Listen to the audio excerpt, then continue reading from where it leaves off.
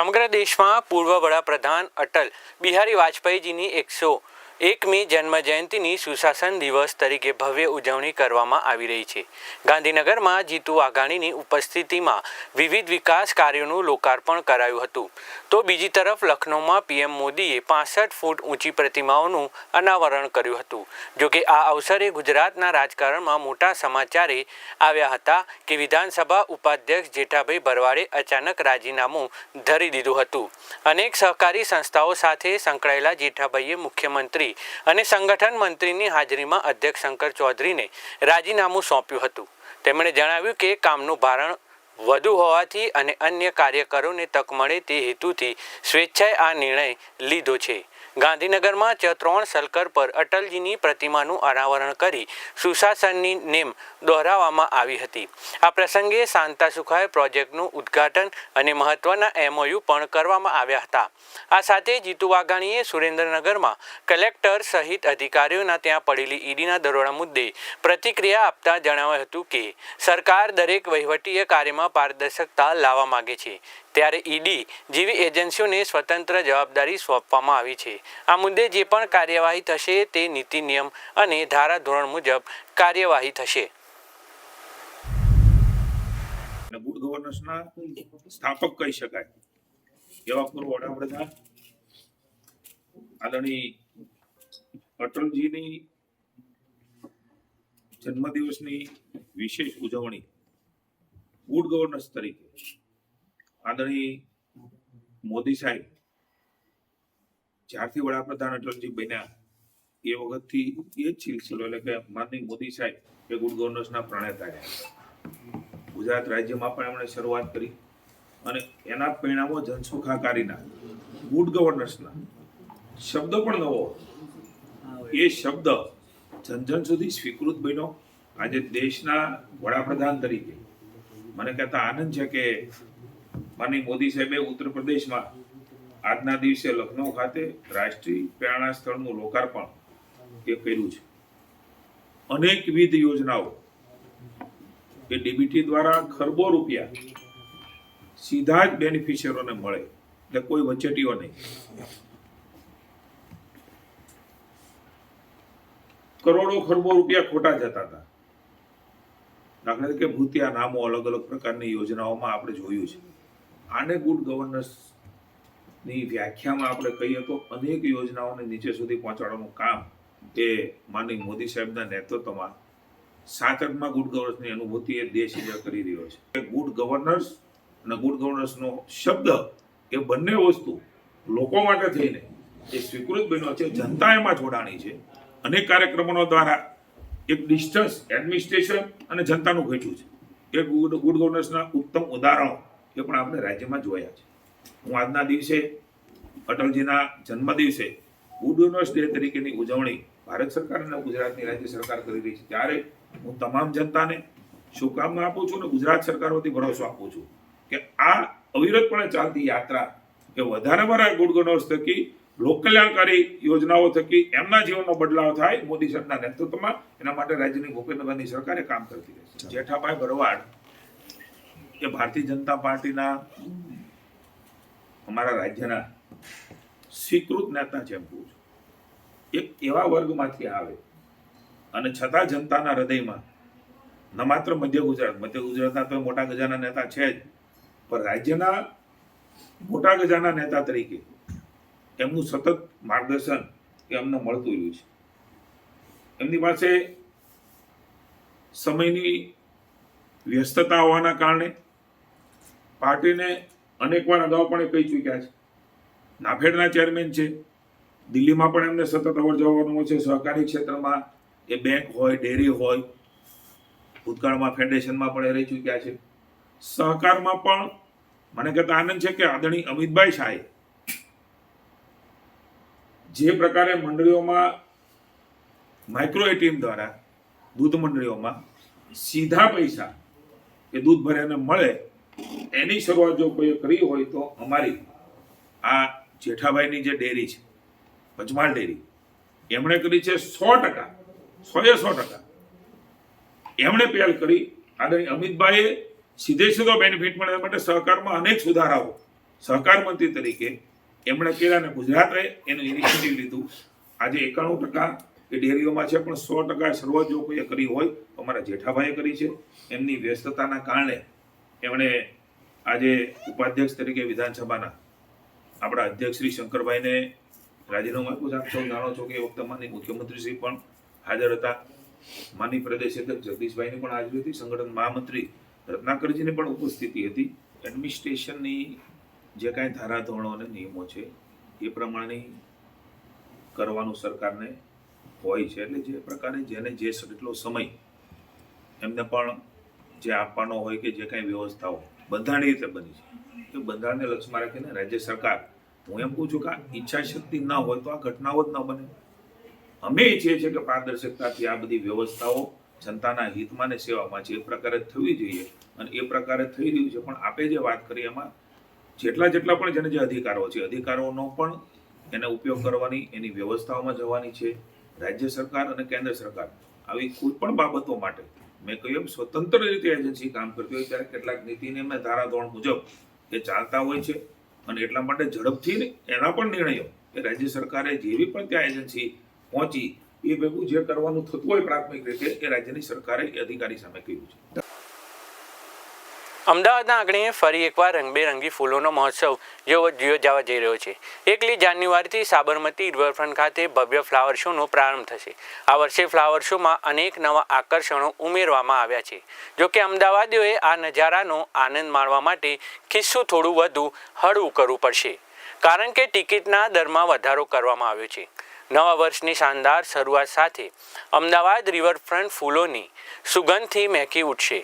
આ વર્ષે ફ્લાવર શોમાં પૌરાણિક કથાઓ, મહાભારતના પ્રસંગો, ભારતીય નૃત્યકલા અને દેશના વિકાસની ઝાંખી કરાવતા અદ્ભુત સ્ટ્રક્ચર તૈયાર કરવામાં આવી રહ્યા છે. રમતગમતના શોખીનો માટે પણ ખાસ સ્પોર્ટ્સ થીમ આધારિત આકૃતિઓ આકર્ષણનું કેન્દ્ર બનશે.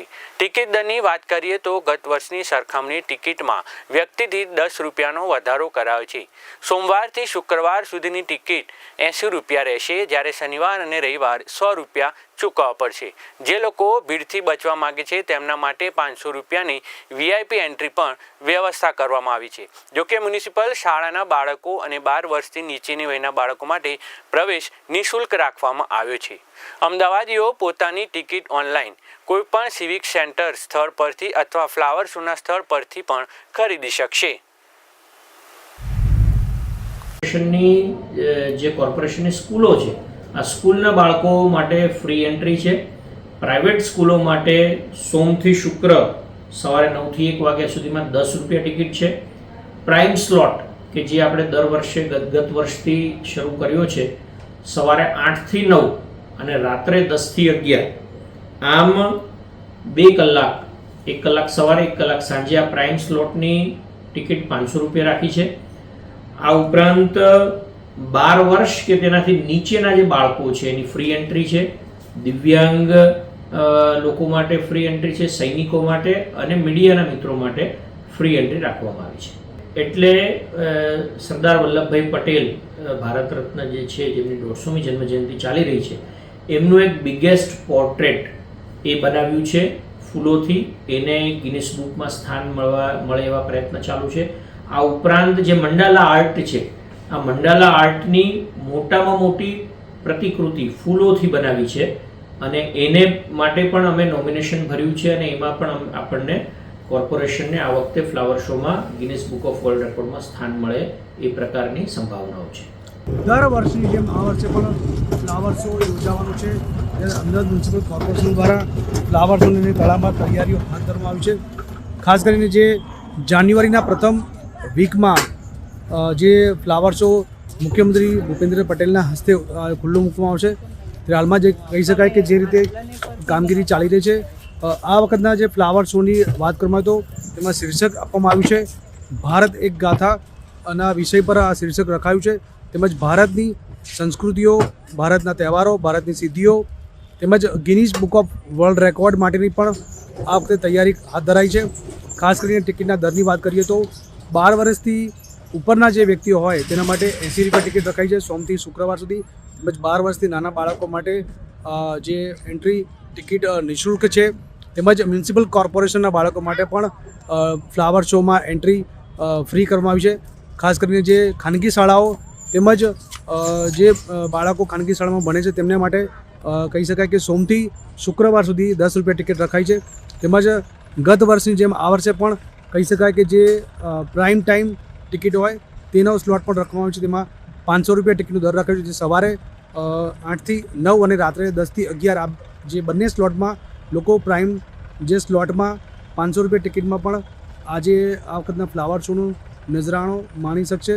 કહી શકાય કે જે ગત વર્ષે કહી શકાય કે અંદાજિત 13 લાખ લોકો એ મુલાકાત કરી હતી, ત્યારે આ વર્ષે પણ કહી શકાય કે જે ફ્લાવર શો જોનારો વર્ગ છે તેની સંખ્યામાં વધારો થઈ શકે છે.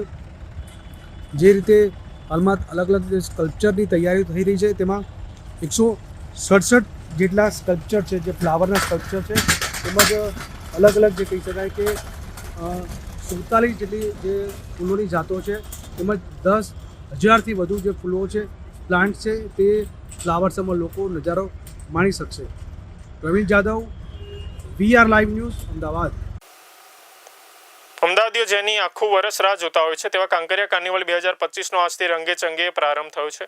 મુખ્યમંત્રી ભૂપેન્દ્ર પટેલના હસ્તે સાંજે 7 વાગ્યે કાર્નિવલનું ઉદ્ઘાટન કરવામાં આવ્યું. પહેલા જ દિવસે અમદાવાદીઓનું કીડિયારું ઉભરાયું હતું. 6 વાગ્યા સુધીમાં જ 46,000થી વધુ લોકોએ કાંકરિયા પરિસરમાં પધારીને મહોત્સવને વધાવ્યો.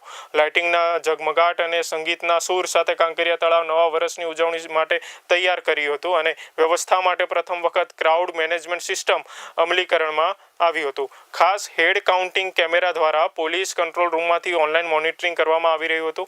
આ વર્ષે મુલાકાતીઓ માટે ડ્રોન શો, પાયરો શો અને પેટ ફેશન શો જેવા અદ્ભુત નજારા 31 ડિસેમ્બર સુધી નિઃશુલ્ક જોવા મળશે. પ્રભારી મંત્રી ઋષિકેશ પટેલ સહિતના મહાનુભાવોની હાજરીમાં ભવ્ય ઉત્સવનો શંખનાદ કરવામાં આવ્યો હતો.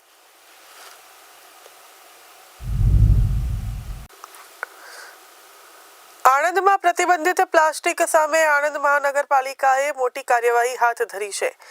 ગત મોડી સાંજે કરમસદ આણંદ મહાનગરપાલિકાના સેનિટેશન વિભાગ દ્વારા સઘન ચેકિંગ ઝુંબેશ ચલાવવામાં આવી હતી.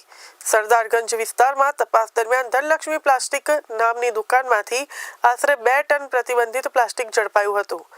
તપાસમાં જાણવા મળ્યું છે કે અહીં 120 માઇક્રોનથી પણ પાતળું, પર્યાવરણને ભારે નુકસાન પહોંચાડતું પ્લાસ્ટિક ગેરકાયદેસર રીતે વેચાણ માટે સંગ્રહિત કરવામાં આવ્યું હતું. આ સમગ્ર કાર્યવાહી મહાનગરપાલિકા કમિશનર મિલિંદ બાપનાના માર્ગદર્શન હેઠળ કરવામાં આવી હતી. મનપાની ટીમે સમગ્ર પ્રતિબંધિત પ્લાસ્ટિકનો જથ્થો જપ્ત કરી આગળની કાનૂની કાર્યવાહી શરૂ કરી છે. આ કાર્યવાહી બાદ પ્રતિબંધિત પ્લાસ્ટિક વેચનાર વેપારીઓમાં ફફડાટ ફેલાયો છે. મહાનગરપાલિકાએ સ્પષ્ટ સંદેશ આપ્યો છે કે ગેરકાયદેસર પ્લાસ્ટિક સામે ઝીરો ટોલરન્સની નીતિ અપનાવવામાં આવશે અને આવા તત્વો સામે કડક કાર્યવાહી ચાલુ રહેશે. સાવલી તાલુકાના બેવલી ગામમાં પાણી પુરવઠા વિભાગની ઘોર બેદરકારી સામે આવી છે. ગામની જાહેર સંપમાંથી હજારો લીટર પાણી વહી જતા હોવા છતાં તંત્ર સંપૂર્ણપણે નિષ્ક્રિય હોવાનું સામે આવ્યું છે. સ્થાનિકોના જણાવ્યા મુજબ કલાકો સુધી જાહેર સંપમાંથી પાણી વહેતું રહ્યું, પરંતુ કોઈ જવાબદાર અધિકારી સ્થળ પર પહોંચ્યો ન હતો. એક તરફ ગ્રામજનો પાણીની તંગીથી પરેશાન છે, તો બીજી તરફ સરકારી તંત્ર દ્વારા પાણીનો ખુલ્લેઆમ વ્યય થતો હોવાને કારણે લોકોમાં ભારે રોષ ફેલાયો છે. ગ્રામજનોએ આક્ષેપ કર્યો છે કે જ્યારે પાણી પુરવઠો બંધ રહે છે ત્યારે લોકો તરસે છે, ત્યારે આવી બેદરકારી તંત્રની નિષ્ફળતા દર્શાવે છે. પાણીની અછત વચ્ચે થયેલો આ ખુલ્લો વ્યય અનેક પ્રશ્નો ઊભા કરે છે. આ બેદરકારી માટે કોણ જવાબદાર? બેવલી ગામમાં પાણી પુરવઠા વિભાગ સામે જન આક્રોશ જોવા મળ્યો છે, તો સ્થાનિકોએ તંત્ર સામે તાત્કાલિક તપાસ અને કડક કાર્યવાહી કરવાની માંગ ઉઠાવી છે. અમદાવાદમાં ભ્રષ્ટાચારી અધિકારીઓ વિરુદ્ધ તપાસનો ગાળિયો વધુ મજબૂત બન્યો છે. સુરેન્દ્રનગરના તત્કાલીન કલેક્ટર અને નાયબ મામલતદાર ચંદ્રસિંહ મોરી સામે ઈડીના દરોડા બાદ હવે એસીબીએ પણ એક્શન મોડમાં આવી ગુનો નોંધ્યો છે. જોકે આ મામલે એસીબીના જોઈન્ટ ડાયરેક્ટર મકરંદ ચૌહાણે પત્રકાર પરિષદ યોજી તપાસની વિગતો આપી હતી. 23 ડિસેમ્બરે એસીબી દ્વારા ઈડીના સિનિયર અધિકારીની ફરિયાદના આધારે વિધિવત ગુનો દાખલ કરવામાં આવ્યો હતો. ખાસ કરીને નાયબ મામલતદાર ચંદ્રસિંહ મોરીના ઘરેથી મળી આવેલી કરોડોની રોકડ રકમ અને મિલકતના દસ્તાવેજો હવે હવે તપાસનો મુખ્ય વિષય છે. એસીબી જોઈન્ટ ડાયરેક્ટર મકરંદ ચૌહાણના જણાવ્યા અનુસાર આ કેસના તાર કલેક્ટર કચેરી સુધી જોડાયેલા છે. તપાસમાં કલેક્ટરના પીએની ભૂમિકા અંગે પણ પૂછપરછ કરવામાં આવશે. ઈડી દ્વારા રજૂ કરવામાં આવેલા પુરાવાઓ અને મળેલા દસ્તાવેજોના આધારે હવે એસીબીએ તપાસનો વ્યાપ વધાર્યો છે. હજુ પણ મોટી રકમ અને બેનામી સંપત્તિ બહાર આવે તેવી શક્યતા સેવાઈ રહી છે. ઈડીના સિનિયર અધિકારી દ્વારા અપાયેલી ફરિયાદના આધારે પ્રિવેન્શન ઓફ કરપ્શન એક્ટની કલમ 7, કલમ 12, 13(1)(b) અને 13 મુજબ ગુનો દાખલ કરેલો છે અને એને સંલગ્ન જે પણ આગળની કાર્યવાહી છે એ અમે હાલ કરી રહ્યા છીએ. વિશેષ જે કોઈ અપડેટ્સ હશે એ અમે આપને ઇન્ફોર્મ કરીશું. સાહેબ, એસીબીની 2 દિવસની તપાસ દરમિયાન શું સામે આવ્યું છે? ફરિયાદની અંદર ઉલ્લેખ શું કરવામાં આવ્યો છે? મેં આપને કહ્યું એમ કે ફરિયાદની અંદર જે પણ છે એ પ્રિવેન્શન ઓફ કરપ્શન એક્ટના કલમ 7, પછી 12, 13(1)(b) અને 13 મુજબ મીન્સ જે પણ પીએ ચંદ્રસિંહ મોરી નાયબ મામલતદારના ઘરેથી જો પણ રોકડ કેશ મળેલી છે એ સંદર્ભમાં અમે ગુનો દાખલ કરેલો છે. મહીસાગરના સંતરામપુરમાંથી સત્તાના નશામાં દાદાગીરી કરતા હોવાના ગંભીર આક્ષેપો સામે આવે છે. તાલુકા પંચાયતના અગ્રણી હરેશ વળવાઈ વિરુદ્ધ ગરીબ ખેડૂતો અને જમીન વ્યવસાયકારોએ મોરચો માંડ્યો છે. જમીન પચાવી પાડવા માટે જાનથી મારી નાખવાની ધમકી આપવામાં આવી હોવાના આક્ષેપ સાથે હવે આ મામલો ગાંધીનગર સુધી પહોંચ્યો છે. હરેશ હળવાઈ સામે થયેલી પોલીસ ફરિયાદથી ખળભળાટ મચી ગયો હતો. પીડિત ખેડૂતોનો આક્ષેપ છે કે પ્રમુખ હરેશ વળવાઈ અને તેમના સાથીઓએ દારૂના નશામાં ધૂત થઈ ખેડૂતોને ગાળો આપી હતી અને પોતાની કિંમતી જમીન વેચી દેવા દબાણ કર્યું હતું. જો જમીન ન વેચે તો જાનથી મારી નાખવાની ધમકી પણ આપવામાં આવી હતી. આ દાદાગીરીનો એક વિડીયો પણ સોશિયલ મીડિયામાં વાયરલ થઈ ગયો છે, જેમાં ઇનોવા કારમાં સવાર શખ્સો ખેડૂતોને ધમકાવતા નજરે પડે છે. આટલું જ નહીં, ફરિયાદીઓએ એવો પણ સ્ફોટક આક્ષેપ કર્યો કે તેમને પોલીસ મથકની અંદર પણ ધમકીઓ આપવામાં આવી રહી છે, જે ત્યાંના સીસીટીવીમાં કેદ થઈ ગઈ છે. હાલ તો ખેડૂતોએ પોતાના પરિવારની સુરક્ષાને લઈ ભય વ્યક્ત કર્યો છે અને કલેક્ટરથી લઈ મુખ્યમંત્રી સુધી ન્યાયની ગુહાર લગાવી છે. હરેશ વળવાઈ પ્રમુખ છે તાલુકા પંચાયતનો. એ કાયમ આવે આજે 15 વર્ષનો પરેશાન કરે. અમારો 15 વીઘા કર્યાલો, 20 વીઘા કર્યાલો, નહીં કર્યાલો તો કે આખા ઘરવાળાને રહેવા નહીં દઉં, બધાને રાત્રે આવીને લગાડી દેશું અને મર્ડર કરી નાખશું તો કે તમને કોઈ આવી ખોદવાય નહીં આવે. તો અમે એનું કરીને અમે કલેક્ટરમાં બી જાણ કરી, પોલીસ સ્ટેશનમાં બી જાણ કરી. એ છતાં બી એ જેને અમે કલમનો સહારો લીધો અને કલમથી જ અમારે ચાલુ છે. હવે પહેલાં બી અમે એટલું બધું કર્યું તો અમને પરેશાન કરી નાખ્યા. આખો દિવસ દોડીને આવે ને બસ જેને તેને જેમ ફાવે એમ માનીને બેનની ગારો દે. અમે કલેક્ટરને રજૂ કરી છે ને કલેક્ટર સાહેબને અમે રજૂઆત કરી છે એમ કે કલેક્ટરને રજૂઆત કરી છે. બાકી આ ભાઈ હરિયા આપણે ભોગેડીના છે એ અમારે પરેશાન કરે છે બહુ. રાત્રે આવીને ધમકી આપે છે. કોણ પરેશાન કરે છે?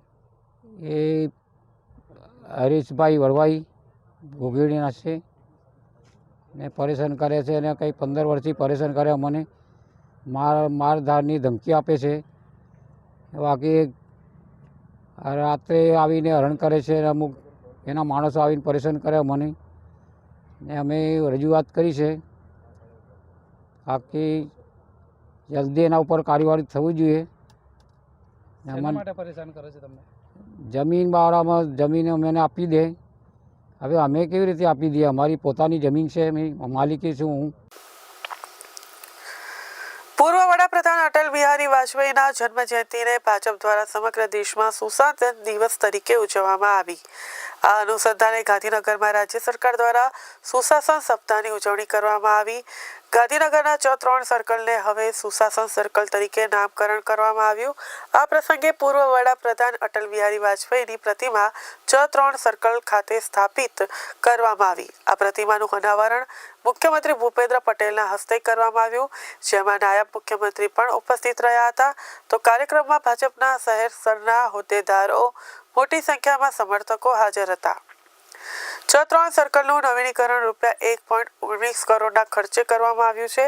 અહીં સ્થાપિત કરવામાં આવેલી અટલ બિહારી વાજપેયીની પ્રતિમા 12 ફૂટ ઊંચી છે અને બ્રોન્ઝ ધાતુમાંથી બનાવવામાં આવી છે. આ પ્રતિમાની ડિઝાઇન દેશના સુપ્રસિદ્ધ શિલ્પ કલાકાર ડૉક્ટર રામ વાજી સુતાર દ્વારા તૈયાર કરવામાં આવી છે. સમગ્ર કાર્યક્રમ સુશાસન સંદેશને ઉજાગર કરતો મહત્વનો પ્રસંગ બન્યો. ત્યારે સુશાસન દિવસના અવસરે NRG વેબસાઇટનું અનાવરણ કરવામાં આવ્યું હતું. સાથે સાથે રાજ્યના વિકાસને વેગ આપતી પેટ્રોકેમિકલ્સ અને એનર્જી વિભાગની નવીન નીતિઓને જાહેર કરવામાં આવી. આ પ્રસંગે green hydrogen, bio energy, EV charging guideline સંબંધિત નીતિઓ જાહેર કરવામાં આવી, જે રાજ્યને ઉર્જા ક્ષેત્રે અગ્રેસર બનાવવામાં મહત્વની ભૂમિકા ભજવશે. તો કાર્યક્રમ દરમિયાન પેટ્રોકેમિકલ્સ અને એનર્જી વિભાગને ₹110 કરોડથી વધુના વિવિધ વિકાસ કાર્યોનું લોકાર્પણ કરવામાં આવ્યું. આ ઉપરાંત ઉદ્યોગ અને કુશળતા વિકાસને પ્રોત્સાહન આપવા માટે પ્રીમિયર સંસ્થાઓ સાથે MOU કરાયા. ખાસ કરીને સ્પીપા અને એનર્જી ડિપાર્ટમેન્ટ દ્વારા પર મહત્વપૂર્ણ MOU પર હસ્તાક્ષર કરવામાં આવ્યા. સમગ્ર કાર્યક્રમ રાજ્ય સરકારના સુશાસન અને ટકાઉ વિકાસના સંકલ્પને પ્રતિબિંબિત કરતો રહ્યો. ગુજરાત વિધાનસભાના ઉપાધ્યક્ષ જેઠાભાઈ ભરવાડ પોતાના પદેથી રાજીનામું આપી દીધું છે. સત્તાવાર રીતે અન્ય જવાબદારીઓ અને કામની વ્યવસ્થાનું કારણ આપી તેમણે આ નિર્ણય લીધો હતો.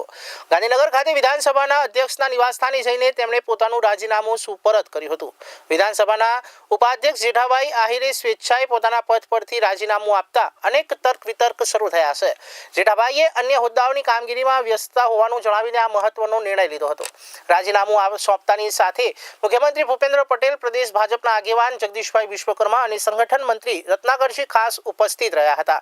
જોકે આ તમામ મહાનુભાવોની હાજરીમાં વિધાનસભાના અધ્યક્ષ શંકરભાઈ ચૌધરીના નિવાસસ્થાને પહોંચીને જેઠાભાઈએ રાજીનામું સોંપ્યું હતું, જેનો અધ્યક્ષ દ્વારા તાત્કાલિક સ્વીકાર કરવામાં આવ્યો છે. હવે આગામી સમયમાં આ પદ પર કોની વરણી થશે તેના પર સૌની નજર ટકેલી છે. વિદેશમાં સારી નોકરીની લાલચ ગુજરાતના અનેક યુવાનો માટે મુસીબત બની છે. મ્યાનમારમાં ડેટા એન્ટ્રીની નોકરીના બહાને ગયેલા વડોદરા અને સાવલીના 10 સહિત રાજ્યના અંદાજે 100થી વધુ યુવકો ફસાઈ ગયા છે. છેલ્લા 20 દિવસથી અટવાયેલા યુવાનોએ સોશિયલ મીડિયામાં વિડીયો વાયરલ કરી ભારત સરકાર પાસે વતન પરત લાવવા માટે આજીજી કરી હતી. વડોદરાના સાવલી તાલુકાના સાંઢાસાલ ગામ સહિત ગુજરાતના અનેક યુવાનો મ્યાનમારમાં જીવના જોખમે ફસાયા હોવાની ચોંકાવનારી વિગતો સામે આવી હતી. એજન્ટો દ્વારા ઊંચા પગારની લાલચ આપી આ યુવકોને ત્યાં લઈ જવામાં આવ્યા હતા, પરંતુ હવે તેમની પાસે ખાવા પીવાના કે પરત આવવાના પણ પૈસા બચ્યા નથી. વાયરલ થયેલા વિડીયોમાં સાવલીના ગુંજન શાહ સહિતના યુવાનો કહી રહ્યા છે કે ઇમિગ્રેશન થઈ ગયું હોવા છતાં તેઓ આગળ વધી શકતા નથી. હાલ આ યુવાનોને ત્યાંની એક સ્થાનિક NGO દ્વારા આશરો આપવામાં આવ્યો છે. 20 દિવસથી ચાલી રહેલી આ હાલાકી બાદ યુવાનોના પરિવારજનો ભારે ચિંતામાં મુકાયા છે. પરિવારોએ ભારત સરકાર અને વિદેશ મંત્રાલયને અપીલ કરી છે કે તમામ યુવાનોને સહી સલામત રીતે વતન પરત લાવવાની વ્યવસ્થા કરવામાં આવે. મારો બાબા ગુંજન થાઈલેન્ડ 4 મહિનાથી ગયો છે. એમને ત્યાં અનુકૂળ નથી આવ્યું, એટલે 20 દિવસથી મારો છોકરો ઘરે આવવા માગે છે. એની સાથે બીજા 120થી 30 છોકરાઓ જોઈન્ટ છે.